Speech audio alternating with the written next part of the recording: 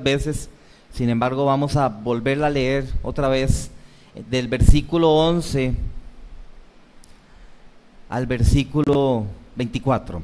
Vamos a leer la historia de un hijo. Entonces quiero que vaya a Lucas 15 del 11 al 24. Dígame amén cuando llega. Amén, llegaron.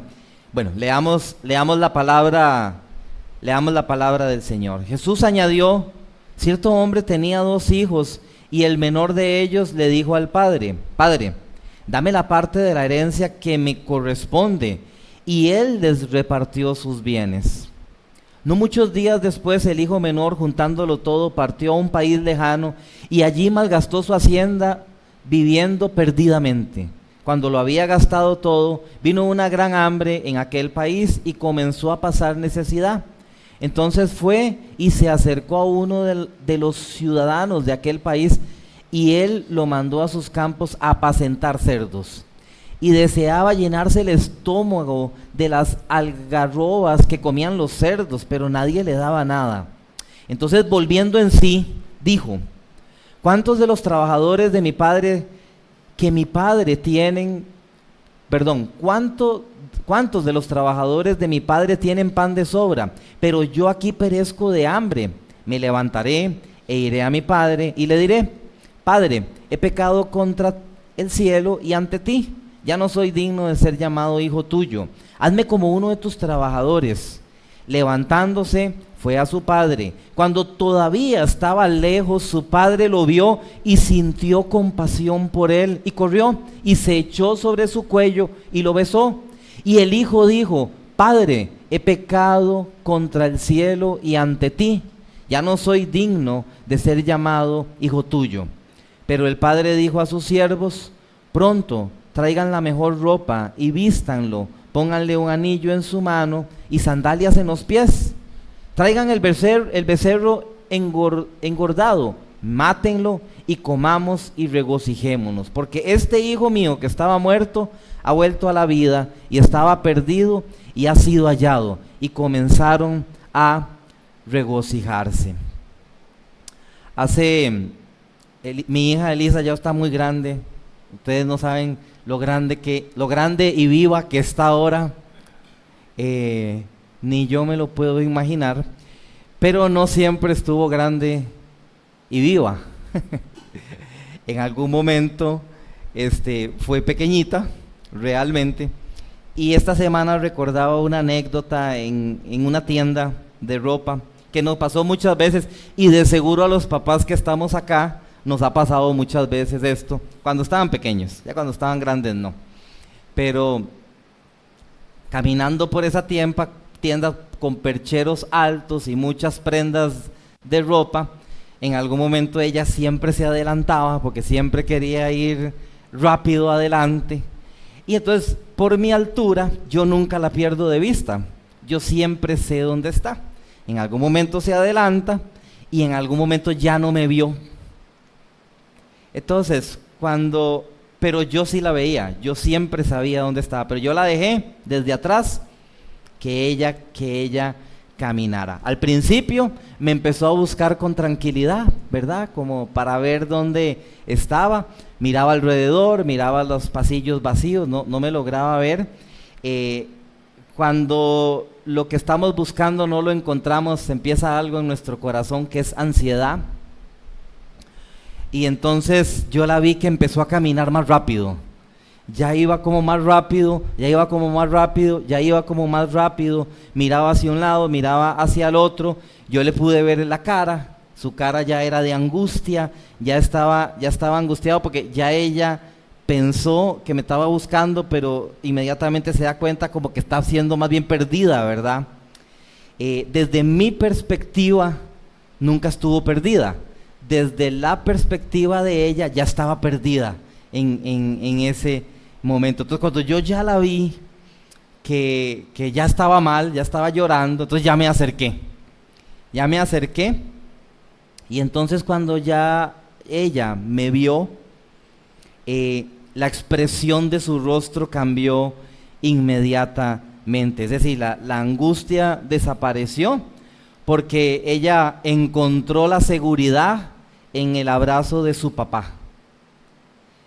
Cuando ella estaba pequeñita, pero lo primero que me dijo es: papá, ya te encontré. Pero la realidad que es que ella nunca me encontró. La realidad es que yo siempre supe dónde estaba ella. Ella me estaba buscando porque no podía verme, pero yo como papá siempre pude verla y siempre supe exactamente dónde estabas. Entonces, cuando yo recuerdo este momento con Eli, tengo que recordar nuestra relación con Dios, pero quiero hablar hoy por esta vez en mi relación con Dios. Muchas veces nos encontramos diciendo un testimonio de que yo encontré a Dios, y siempre he dicho acá, pero Dios nunca ha estado perdido. El perdido hemos sido cada uno de nosotros, pero entendemos que lo que queremos decir es que hubo un momento en nuestra vida donde nuestros ojos fueron abiertos, donde el reconocimiento de la necesidad de Cristo ya está presente, aún en los eventos futuros que tenemos, que nos es imposible no pecar, por haber tenido ese entendimiento de Cristo. Rápidamente tus ojos te hacen ver la necesidad de ese Padre que necesitamos tener cada uno de nosotros. Así que esa es la historia del Evangelio. La historia del Evangelio nos dice que nosotros no encontramos a un Dios perdido, sino que un Dios todopoderoso, lleno de misericordia, nos encuentra a nosotros cuando tú y yo estábamos completamente perdidos. Nosotros éramos quienes nos hemos alejado de Dios. Nosotros somos los que no podíamos ver que Él estaba ahí. Había una tela espiritual en nuestros ojos que nos impedía ver la verdad. Y nosotros éramos quienes caminábamos en los pasillos de la vida, confundidos, intentando encontrar por nuestra propia cuenta el camino que yo creo que es el mejor camino, pero Dios tiene que venir constantemente a decirnos: hey, aquí estoy, y necesito que camines este camino que debes de caminar, porque el Padre siempre sabe dónde estamos tú y yo. No importa que yo me le oculte a alguno de ustedes, el Padre siempre sabe dónde estamos tú y yo. Entonces, Él ha visto nuestra distancia, ha mirado nuestro pecado, Él contempló la angustia como yo contemplé la angustia de mi hija, pero en lugar de abandonarnos, cuando Él ha mirado todo eso, al igual que yo lo hice con mi hija, siendo un padre malo, Él siendo un padre bueno, en lugar de dejarnos, Él se acercó a abrazarnos. Y eso es precisamente lo que acabamos de leer en Lucas 15. Jesús nos presenta a un hijo, que decía la historia, que se marchó cerca, se marchó lejos, despreció lo que había recibido a tal punto que lo usó en cualquier cosa y terminó completamente perdido. Sin embargo, la historia dice que cuando él decidió regresar, descubrió que su padre estaba mirando el camino. El hijo pensaba que tendría que recorrer toda la distancia hasta llegar a la puerta para encontrarse con el padre, pero lo que vemos en la historia es que el padre corre una distancia, y que ahorita lo vamos a ver. ¿Por qué? Porque Jesús lo que dice en la parábola es: y cuando aún estaba lejos, ¿qué dice? Su padre lo vio. Me recordaba yo viéndola a ella, muy perdida, pero el padre lo vio. Entonces, el padre lo vio antes de que el hijo pudiera llegar. El padre corrió antes de que el hijo pudiera explicarle algo.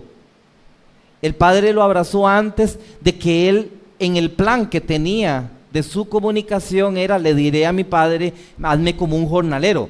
El hijo no pudo alcanzar a decirle eso al padre, porque el papá, antes de que le dijera eso, ya lo estaba abrazando. El hijo venía buscando una oportunidad para pagar una deuda, pero se encontró con un padre que venía corriendo a recibirlo. Entonces, hermanos, esta es la historia de mi vida y sé que es la historia de la de muchos que estamos acá. Entonces, si yo hoy estoy acá, no es porque yo he sabido encontrar el camino. Yo nunca supe cómo encontrar ese camino de regreso a casa. Estoy aquí porque Cristo ha sabido dónde he estado siempre. Él me vio cuando yo he estado lejos, vino a mi encuentro, me llamó, me recibió, me hizo comprender el significado de su presencia. Hasta el día de hoy lo sigue haciendo. Yo pensaba que estaba buscando a Dios, porque las personas están en casa, entonces voy a ir a la iglesia para buscar a Dios. Pero esa no, el Evangelio me lo presenta diferente. El Evangelio me presenta que Dios toma a las personas y las atrae a Él con cuerdas de amor.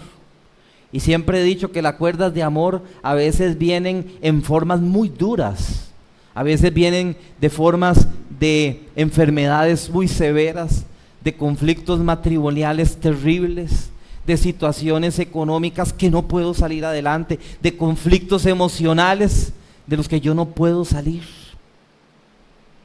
Pero no olvides que esas son las cuerdas de amor en las que el Señor nos está atrayendo a Él.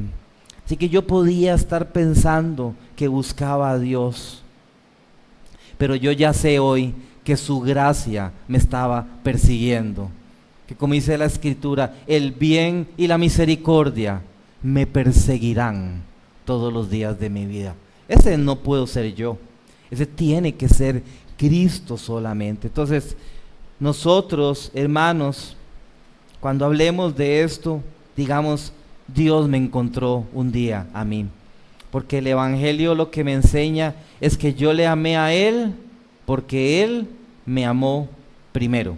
Esto es el Evangelio que nosotros predicamos. Es decir, volvimos, pero fue porque Él nos buscó. Despertamos, fue porque Él nos llamó. Estamos vivos porque Cristo nos encontró, no cuando yo estaba enfermo.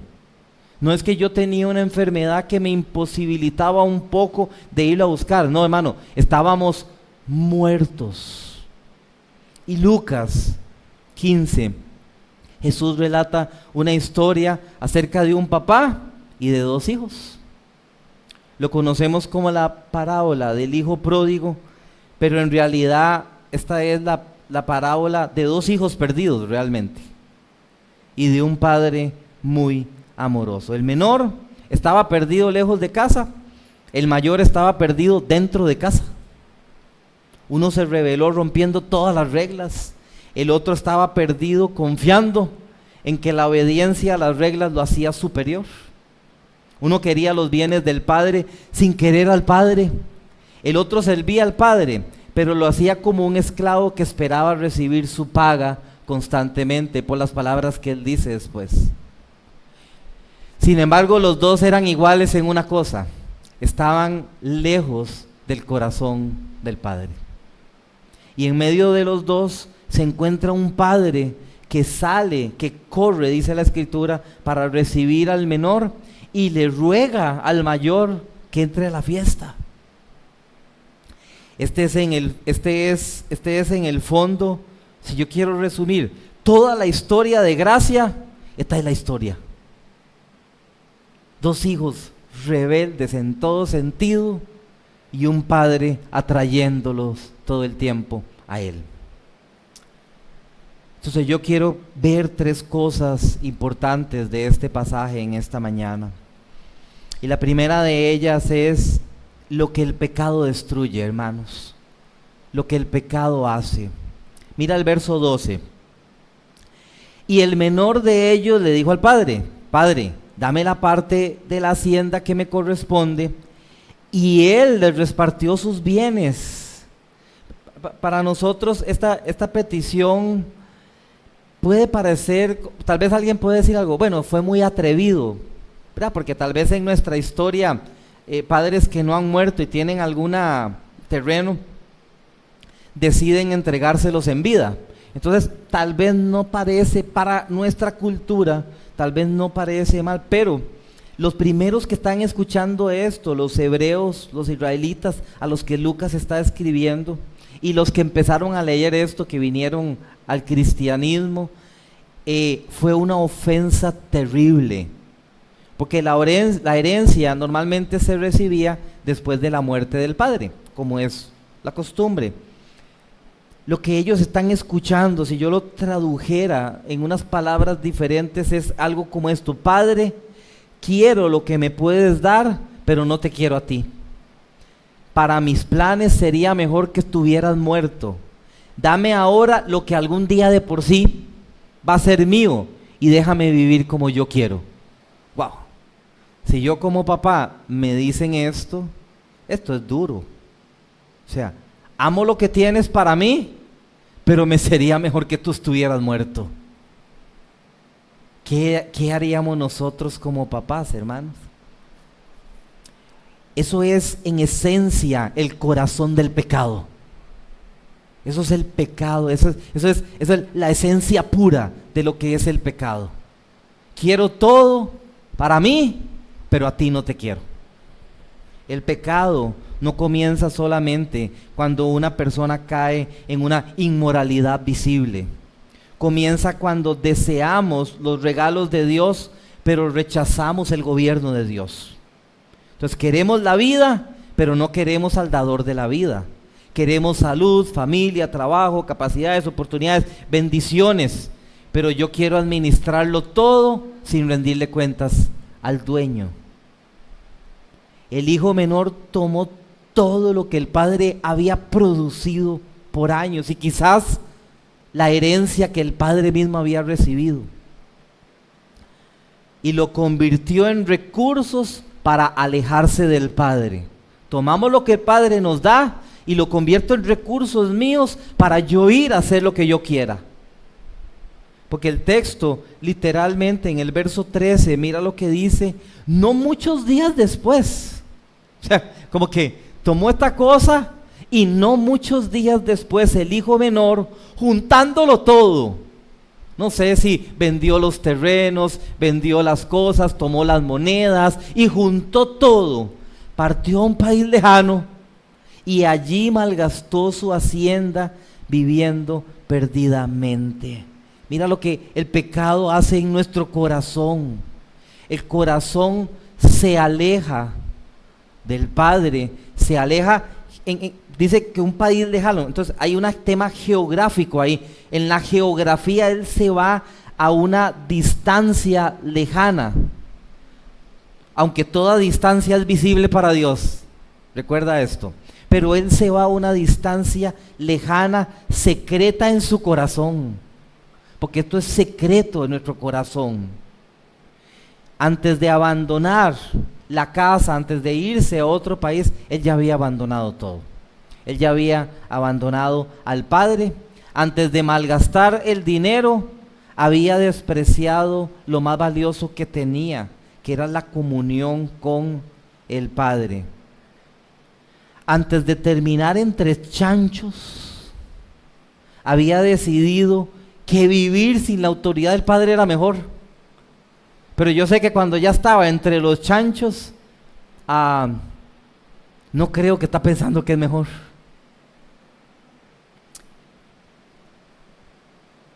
Lo secreto de nuestro corazón, la provincia apartada de la casa del Padre, siempre promete libertad, pero realmente termina produciendo esclavitud.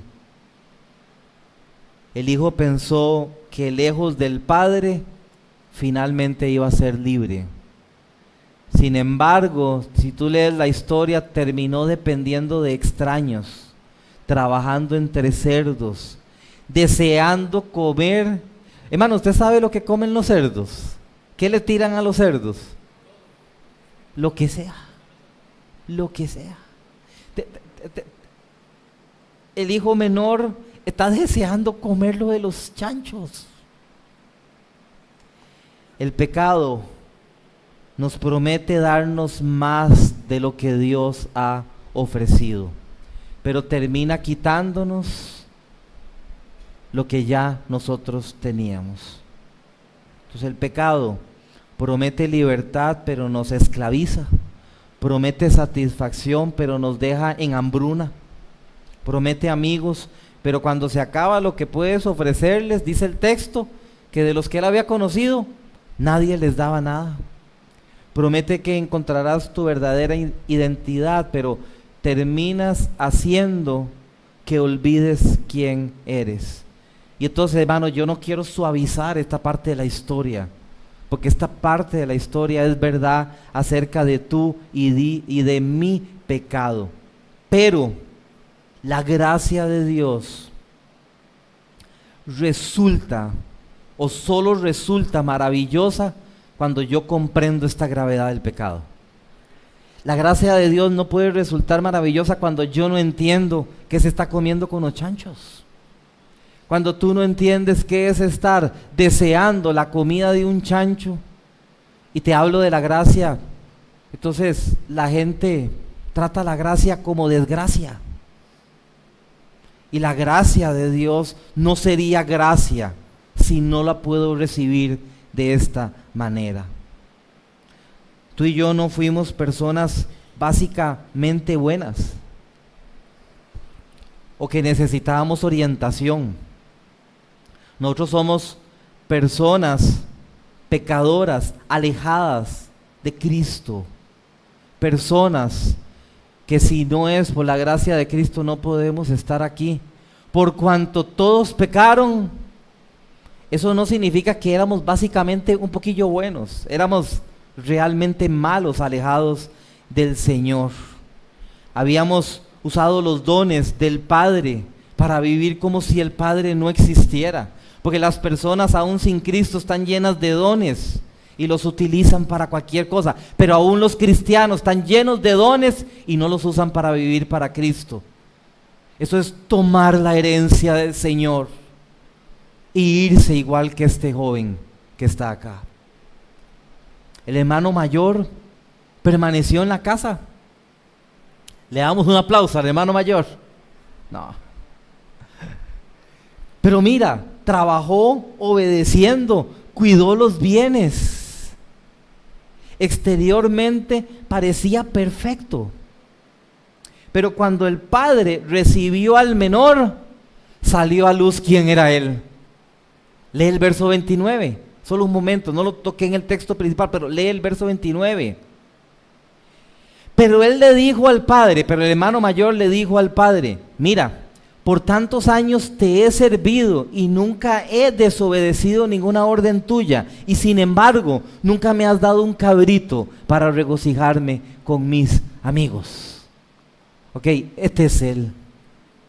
El corazón sale en la crisis. Yo siempre estoy diciendo, tú quieres saber quién es quién, ponlo en la crisis. No lo pon cuando está el aguinaldo de diciembre, ahí no, porque ahí todos están felices. No lo pon cuando salió del trabajo, lo despidieron, al otro día consiguió trabajo y le vino la liquidación y ahora le pagan el doble. No, ahí no lo pongas. No, ponlo cuando está en la crisis. Ese es el que es. Y este hermano mayor, este es el que es. Porque la palabra que está usando Lucas dice, te he servido. El sentido en el que él está diciendo, realmente la traducción más correcta era, he sido, a pesar de ser tu hijo, he sido tu esclavo. Es lo que él está diciendo. En el texto original le está diciendo, yo he sido esclavo tuyo y nunca me has dado nada. Wow.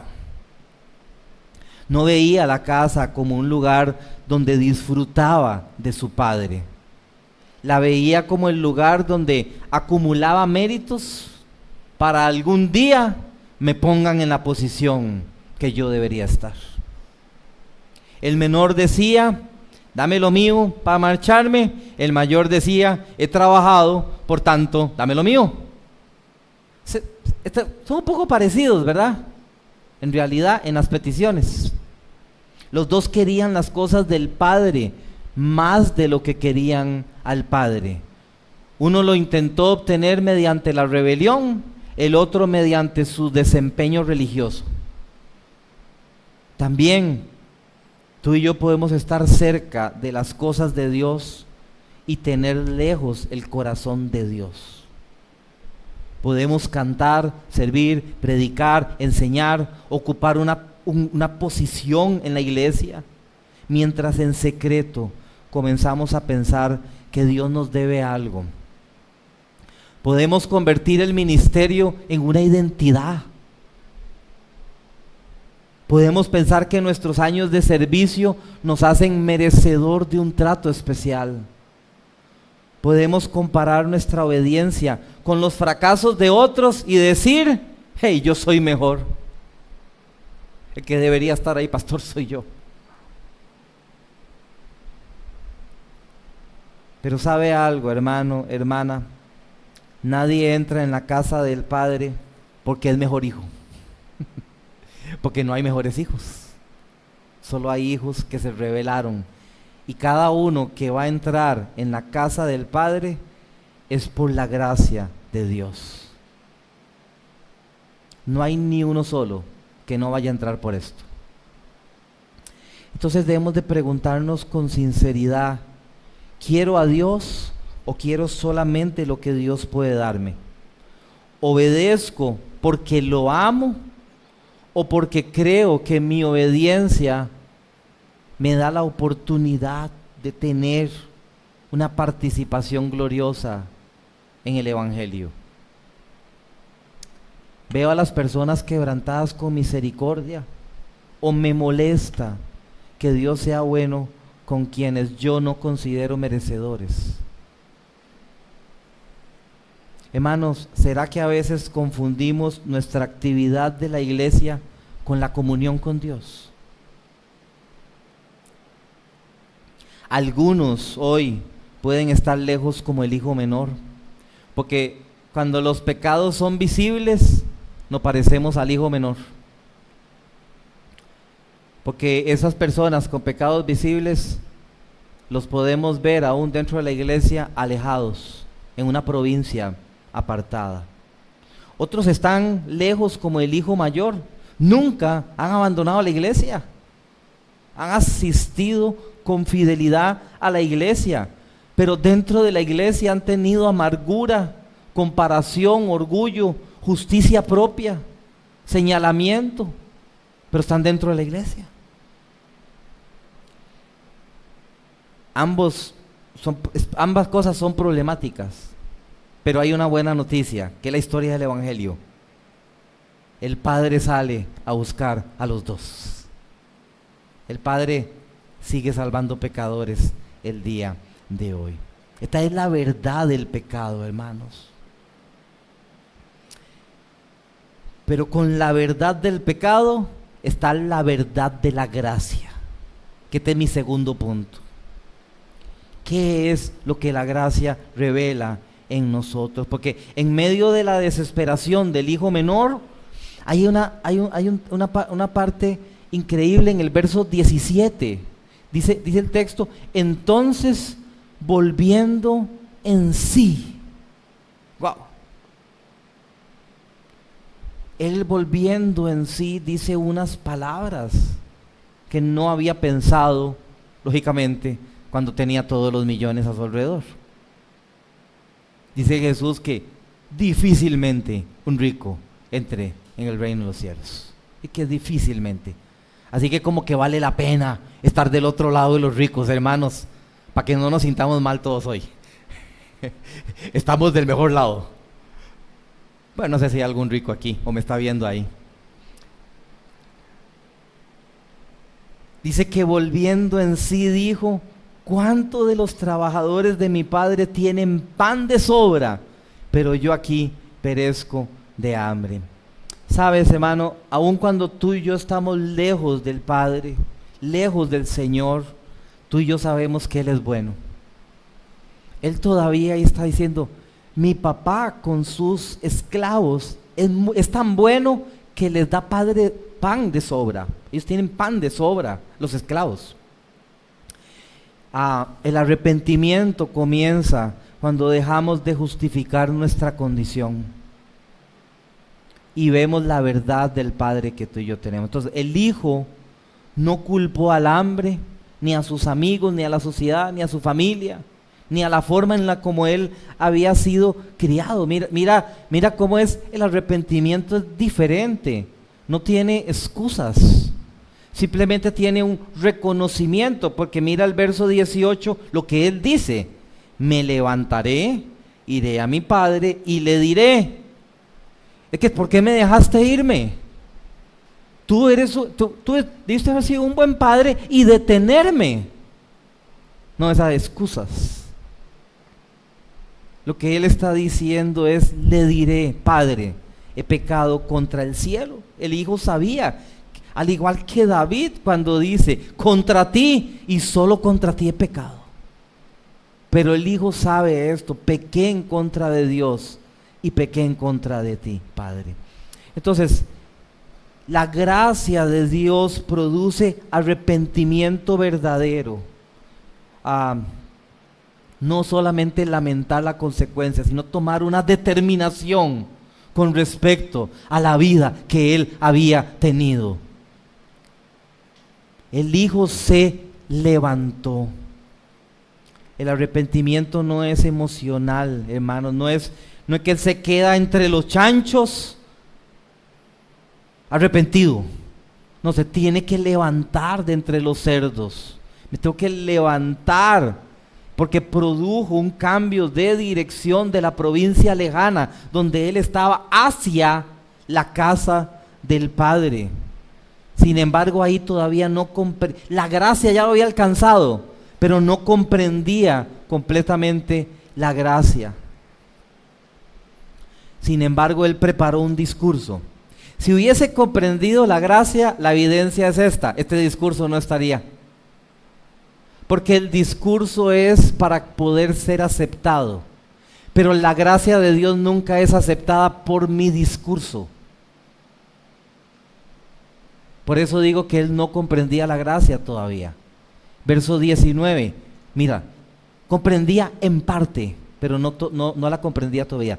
Yo ya no soy digno de ser llamado hijo tuyo. La gracia me dice: soy digno de ser tu hijo.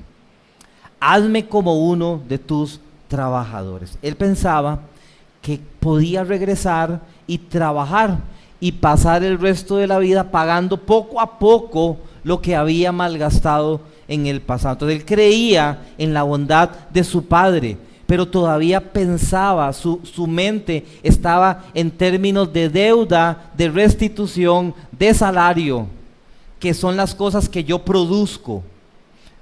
Me hago una deuda, tengo que hacer una restitución, necesito un salario. Eso es lo que tú y yo podemos hacer. La gracia no está ahí, porque la gracia no trabaja desde ahí. La gracia trabaja desde la cruz de Cristo, donde Él está pagando algo.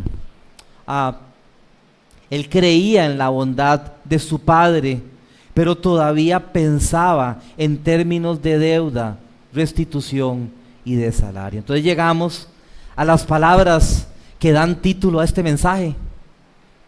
Verso 20: levantándose fue a su padre cuando todavía estaba lejos. ¿Qué dice? Su padre lo vio. Así titulé este mensaje. Y sintió compasión por él, y corrió y se echó sobre su cuello y lo besó. Cuando todavía estaba lejos, hermano. Eso es la gracia. La gracia es cuando todavía yo estaba lejos, Él me vio. No había llegado a la puerta, no había demostrado que su arrepentimiento duraría. Es decir, no le habíamos hecho un proceso de validación de arrepentimiento para saber si estaba arrepentido o no. Por lo menos al hijo pródigo no. No había trabajado para devolver lo perdido. Ni siquiera dijeron algo como esto: escuchémoslo para validar si está verdaderamente arrepentido. Porque no terminó su discurso. Todavía olía a chancho. ¿O usted cree que olía diferente? Todavía llevaba las marcas terribles de sus decisiones, porque todavía estaba lejos. Diga conmigo: pero el Padre lo vio. Esto sugiere, hermano, que el Padre estaba esperando algo. El texto dice que miraba el camino constantemente, porque el padre está deseando que regreses a casa. Y cuando lo vio, el texto dice que él, ¿qué sintió? Mira qué pereza que viene entrando ese ahí. Se había ido y ahora regresa. No, el Padre no es como tú y yo, hermanos. El Padre está diciendo: estoy feliz de que estés en casa. Cristian, estoy feliz que estés en casa. ¿Ok? Estamos felices que estés en casa. Esto es lo que dice el Padre. ¿Sabe? El Padre no siente compasión porque fue movido por la dignidad de su Hijo al presentar los argumentos. No lo veo. No fue movido por los méritos del Hijo. ¿Sabe por qué? ¿Por qué no fue movido por los méritos del Hijo? Porque no tenía méritos. No fue movido por una promesa de que nunca más iba a fallar. Vamos a darle un año para ver si es verdad. No, por lo menos en esta historia no, hermano. No fue movido por nada de eso. Él fue movido por una palabra que hemos estado estudiando los martes aquí, acerca del carácter de Dios. Él fue movido por misericordia. La causa de nuestra salvación no se encuentra en nosotros, hermanos, se encuentra en el corazón de Dios. El texto dice que el Padre corrió. En aquella cultura que un hombre mayor, respetado como corriera, era mal visto. Porque un señor de estos tenía que levantarse una túnica, desprotegerse los pies, y un hombre mayor con los pies desprotegidos, lo que decía la cultura es: eso es una vergüenza. Lo que él está haciendo es una vergüenza pública. Pero ¿sabe cuánto le importó al Padre la vergüenza pública? Yo siempre hago esta cosa: 0. Eso le importó al Padre, la vergüenza pública. A él no le importó preservar su propia dignidad delante de la aldea cuando su hijo estaba llegando. Corrió, se echó sobre su cuello. Ahí dice que lo besó, hermano, pero yo nunca puedo cansarme de besar a mi hija. Yo la beso cuando ya no me cuesta, ya no me deja mucho, pero yo la beso repetidamente, una y otra, todas las veces que pueda. Yo sé que este papá está besando a su hijo, y los papás que estamos acá saben que si tenemos la oportunidad, ¿verdad, hermana Carmen?, de besar a nuestro hijo muchas veces, lo vamos a besar muchas veces. Podríamos esperar, hermano, no sé si este padre se hubiera congregado en una de esas iglesias, ya que le gustan a algunos. Tal vez hubiera esperado que llegara así, y seguro le hubiera dicho: bueno, la primera cosa es: explícame dónde está todo lo que te di. Demuéstrame primero que has cambiado. Vamos a ver cómo te comportas durante algunos meses y después decidiremos si puedes volver o no. ¿Sabe, hermano? Quizás el hijo le explicó después. Yo no lo sé, la historia no lo relata. Pero antes de cualquier explicación, ¿sabes qué hubo? Un abrazo del Padre. Esto no significa que el pecado, en el punto 1 que hablé de lo que causa el pecado, no es importante. Yo no estoy diciendo eso. El Padre no llamó bueno a lo que el Hijo había hecho. ¿Sabe por qué? Porque el Hijo confesó: he pecado contra ti. Si el Hijo ya lo confesó, ¿será que el Padre tiene que repetirlo y martillar la cosa que ya se había confesado? Creo que no, porque no lo veo en la historia. Entonces, la gracia nunca cambia el nombre del pecado para hacernos sentir cómodos. La gracia no está diciendo ese pecado no importa. La cruz dice que nuestro pecado importó a tal nivel que el Padre tuvo que enviar al Hijo a morir en la cruz del Calvario.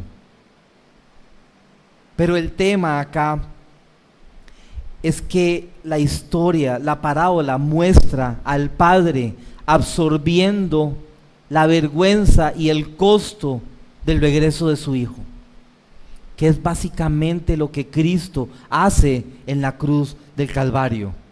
El Evangelio nos muestra hasta dónde llega Dios para recibirnos. Jesucristo cargó nuestra vergüenza, nuestra culpa, nuestra condenación. En la cruz Él ocupó el campo que tú y yo debíamos de tener. Fue despojado para que nosotros recibiéramos el mejor vestido. Fue rechazado para que nosotros fuéramos aceptados. Cargó nuestra vergüenza, nos cubre con una justicia poderosa. Murió fuera de la ciudad, en el Gólgota, para que tú y yo podamos llegar a casa. Nosotros sí teníamos una deuda, Cristo no. No fuimos nosotros los que pagamos esa deuda, fue Cristo. Y Cristo la pagó completamente. Si hoy reconoces que estás lejos de casa, no esperes a arreglar primero tu vida para después regresar. Regresa con arrepentimiento, confesando la verdad, sin excusas, sin méritos. Pero podemos regresar confiados en la misericordia del Padre. Es un Padre misericordioso. Quizás alguien puede decir, después de lo que hice, Dios nunca podría recibirme. Pero esta no es la historia de cuán bueno es un pecador para ser recibido. Esta no es la historia del Evangelio. Es la historia que pretende mostrar qué tanta misericordia tiene un Padre. Si alguno vive como un jornalero dentro de casa, sirven al Señor, pero lo hacen a regañadientes, lo hacen débilmente, lo hacen sin energía, sin pasión, sin entrega. Obedecen, pero a medias. Creen que cada fracaso de la familia de la fe nos va a dejar fuera.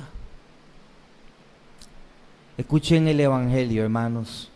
Si están en Cristo, no trabajamos para convertirnos en hijos. Servimos porque ya fuimos aceptados como hijos. Iglesia, nosotros tenemos que reflejar este corazón también. Escúcheme bien, hermano, porque es la última vez que me va a escuchar. Pero escúcheme bien. Debemos ser una comunidad donde el pecado se tome en serio, pero el arrepentimiento tiene que ser verdadero y tiene que ser un lugar donde la restauración es posible. Si no, no es el Evangelio. No podemos predicar la gracia y después tratar a cada persona arrepentida como si tuviera que pagar para siempre lo que hizo. Esto es la cultura que no es el Evangelio. La cultura que es el Evangelio es algo diferente. Es donde el Padre, y ya lo voy a ver en el texto que sigue, es donde el Padre hizo todas las cosas por la vergüenza del Hijo. No podemos, cada vez que hay un pecado, por más grave que sea, seguir viviendo en ese pecado. Y que las personas en su mente sigan viviendo en ese pecado para siempre. Si Dios lo perdonó, se perdonó y ya. Tú no puedes celebrar que Dios te perdonó mucho si estás negando la misericordia de los demás? ¿Recuerdan el texto? Al que mucho se le perdona, mucho ama. Quizás te cuesta amar a Cristo y a los hermanos porque no has comprendido cuánto has sido perdonado. La iglesia no es un museo, hermanos, para quienes lograron mantener una reputación impecable. ¿Sabe qué es la iglesia? Una familia de pecadores rescatados que viven alrededor de la mesa del Padre. Cuando no deberíamos comer con Él, comemos con Él. Eso es la iglesia. Eso es lo que celebramos acá. Y eso es lo que me lleva al punto 3, mi punto final, de lo que Dios hace después de esto. Mira el verso 21. El hijo comienza su confesión, pero mi punto es el abrazo que lo restaura. El hijo le dijo: Padre, he pecado contra el cielo y ante ti, ya no soy digno de ser llamado hijo tuyo. Pero tú recuerdas que el discurso le faltaba algo a esto. Él empezó a decir el discurso, pero le faltó decir: hazme como uno de tus jornaleros, taca, taca, taca. No alcanza a decir eso, porque esto es verso 21, verso 22, el padre le escucha esta primera cosa e inmediatamente el padre empieza a decir: pero el padre dijo a sus siervos: pronto, traigan la mejor ropa y vístanlo, pónganle un anillo en su mano y sandalias en los pies. ¡Wow! El padre no solamente permitió que se quedara cerca de la casa, alrededor de todo. Mira, este papá salió corriendo de la aldea, dice, aún cuando estaba lejos, salió corriendo de la aldea, una distancia alejada, con el vestido subido, con los pies abiertos, y todo el barrio se dio cuenta, hermano. Todo el barrio se dio cuenta. Cuando él llega a abrazar al hijo, o sea, como él está diciéndole a sus siervos, entonces supongo que los siervos se fueron corriendo también con él, y un montón de gente se fue corriendo con él, porque los tiene ahí. Públicamente restaura a su hijo. El vestido descubierto que le dio vergüenza al padre llamó la atención de todos más que el hijo regresando. El anillo le trata de comunicar la pertenencia, la autoridad que tenía por el padre, no por el hijo. Él ya tenía nada. Él lo viste porque esa ropa que traía olía espantoso. ¿Sabe que los esclavos de la época no tenían sandalias? El texto dice que lo calza, o sea, él venía descalzo. Él le pone un calzado para recordarle que aunque él pensara eso, él nunca iba a hacer eso. Y la fiesta anunciada delante de todos hablaba de una celebración cuando parece que no la hay. El padre no dijo: este joven que regresó. Es decir, a pesar del pecado de él, nunca dejó de ser hijo. Mi hijo.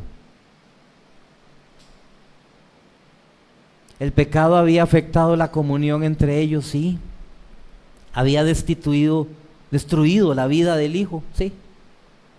Había traído vergüenza, sí. Pero no había conseguido una cosa, hermano. El pecado nunca puede conseguir esto. Y esto tenemos que darle gloria a Dios, porque el pecado nunca puede apagar el amor del Padre. Ningún pecado lo ha apagado jamás, porque Él siempre es un Padre amoroso. Y cuando hay un corazón arrepentido, Él nunca lo va a despreciar.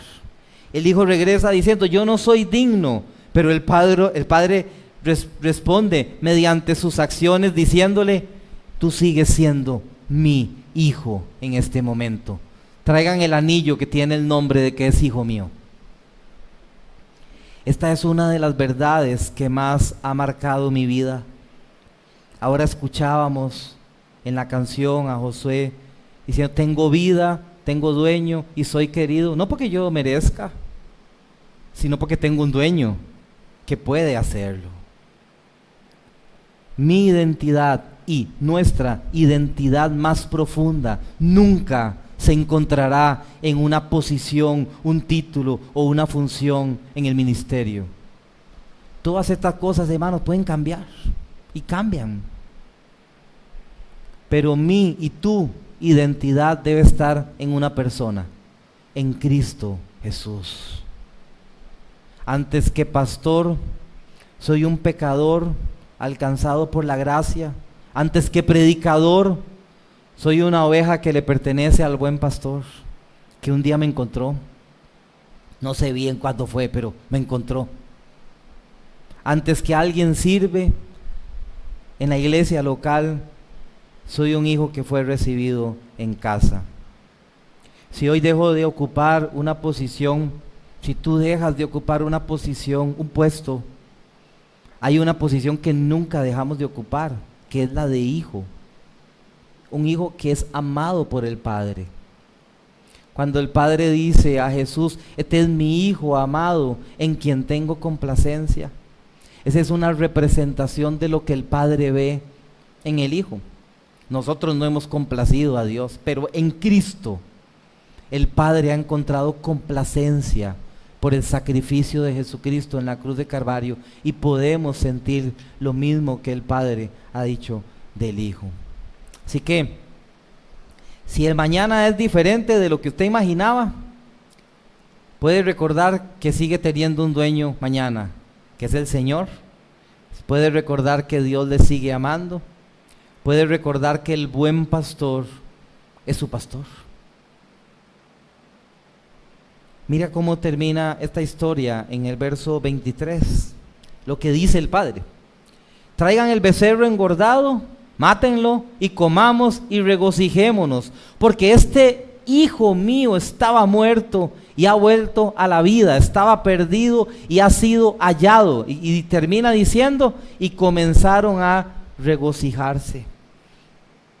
Hermano, ¿qué están celebrando? ¿Están celebrando la capacidad que tuvo el hijo de regresar a casa? No. Están celebrando la misericordia que ha tenido el Padre al recibir al Hijo. Entonces, cuando Dios restaura a una persona, la gloria no corresponde al restaurado. La gloria pertenece al que restaura, que es el Salvador. Mi historia nunca va a ser: mire cuánto logré para Dios. Mi historia es: en esta iglesia, miren cuánto Cristo hizo con un tipo como yo. Es Cristo el que lo ha hecho. La gloria siempre será para el Señor. Si yo me tengo que poner en pie aquí a confesar algo, o traer una lista de servicios que he hecho bien para Dios, sería terrible, porque verdaderamente mi historia es confesar una deuda que tengo delante de Dios. Somos deudores de Cristo. Y cuando digo soy deudor, no es que soy un deudor que puede pagar la deuda. No puedo pagarla. Si yo pudiera pagarla, dejaría de ser gracia.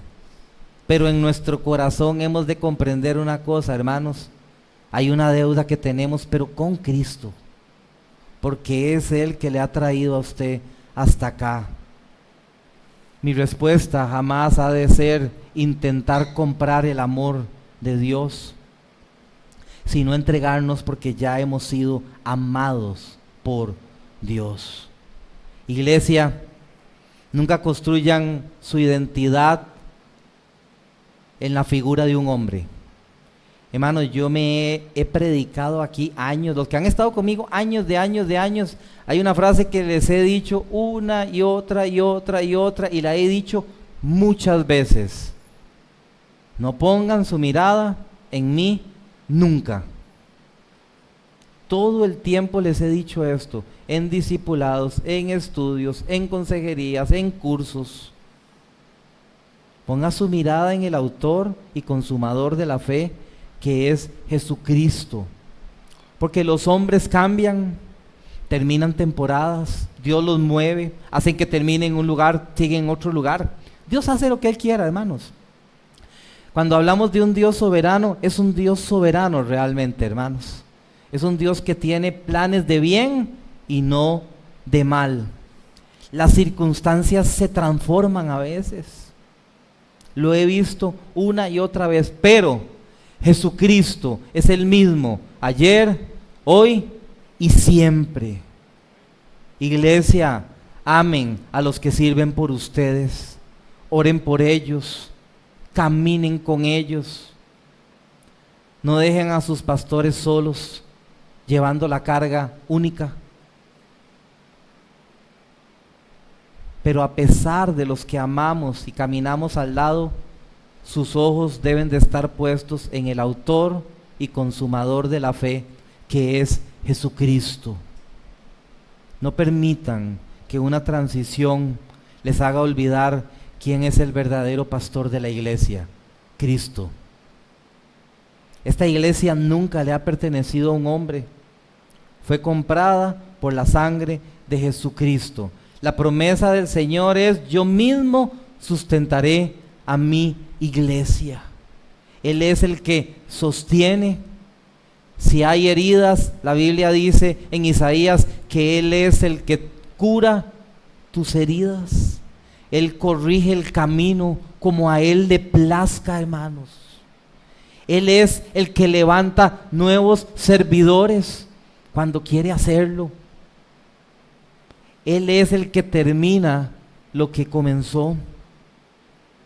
Así que, hermanos, yo les ruego en medio de esta enseñanza que nos convirtamos cada vez más en una iglesia que sabe recibir a los que regresan. Que el quebrantado encuentre la verdad de la palabra, pero no sin misericordia. Que quien confiesa un pecado no encuentre una multitud dispuesta a arrojar piedras, sino creyentes conscientes de que la misma gracia que recibieron, esa persona la necesita. Hermano, que haya en este lugar espacio para sanar correctamente, para que las familias se puedan restaurar correctamente, espacio para llorar, hermano. La Biblia dice que hay tiempo para llorar y hay tiempo para reír. La Biblia dice que hay tiempo para terminar y tiempo para volver a empezar. Que haya espacio para reconocer nuestros errores, hermano, y sobre todo que en esta iglesia haya espacio para comenzar de nuevo. Hace 14 años iniciaba esta iglesia. Hermano, yo hago unos rótulos muy buenos, porque hice esos rótulos hace 14 años y todavía están bien, con buen color. Pero algo que llenaba mi corazón en aquel momento para iniciar Casa Discípulos era que era un lugar donde las heridas son sanadas, donde la falta no importa. No estoy diciendo que el pecado no importa, eso no dice, porque lo que dice es que aunque hayas estado muy lejos, podemos regresar a la casa donde somos parte de la familia. 14 años. Mi mensaje no ha cambiado jamás. Es mi mismo mensaje que he predicado una y otra vez. Así que, hermanos, que en toda restauración la atención no quede sobre la persona restaurada, sino sobre Cristo, quien busca y perdona y devuelve a aquel mi hijo que estaba muerto, ahora está vivo. Hagamos una reunión para hablar acerca de esto.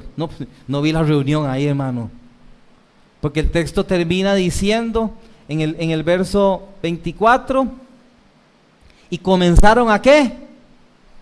A regocijarse Me faltó la reunión esa donde iban a matar al hijo pródigo. No la vi nunca.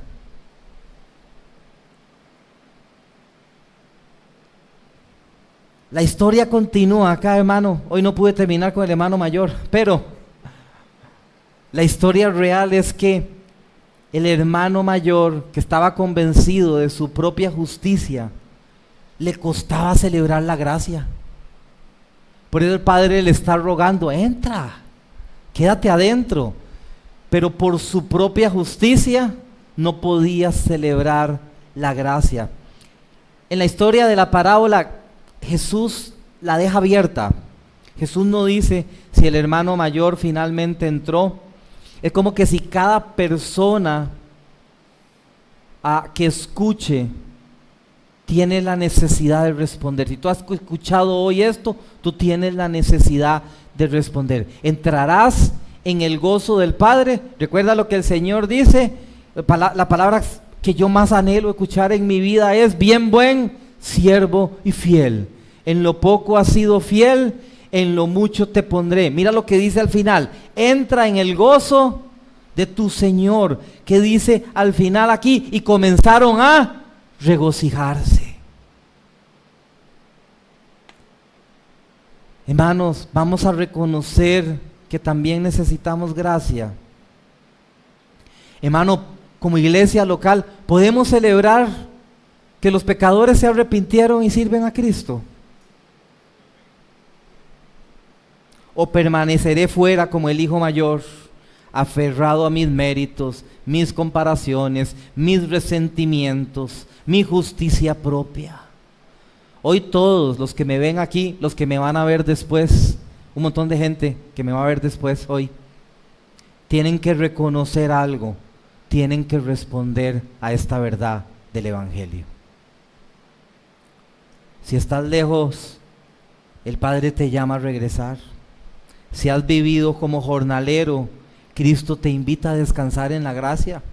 Si estás dentro de la casa, pero lleno de orgullo, el Padre te está rogando para que disfrutes de esta gracia. La puerta está abierta no porque el pecado es pequeño, sino porque el sacrificio de Cristo es suficiente. La deuda es real, enorme, pero Cristo la pagó. La culpa era nuestra, sí, pero Cristo ya la cargó. La muerte era nuestro destino, sí, pero Jesús resucitó. Y resucitó también nosotros con Él. Estábamos lejos, pero Él me atrajo con sus lazos de amor. Estábamos perdidos, sí, pero Él nos encontró. Estábamos muertos, pero Él nos dio vida. Por eso mi canción hoy no es la canción de mis logros. Mi canción, como dice el autor de la canción que cantamos al inicio, mi canción es su misericordia para conmigo. Quiero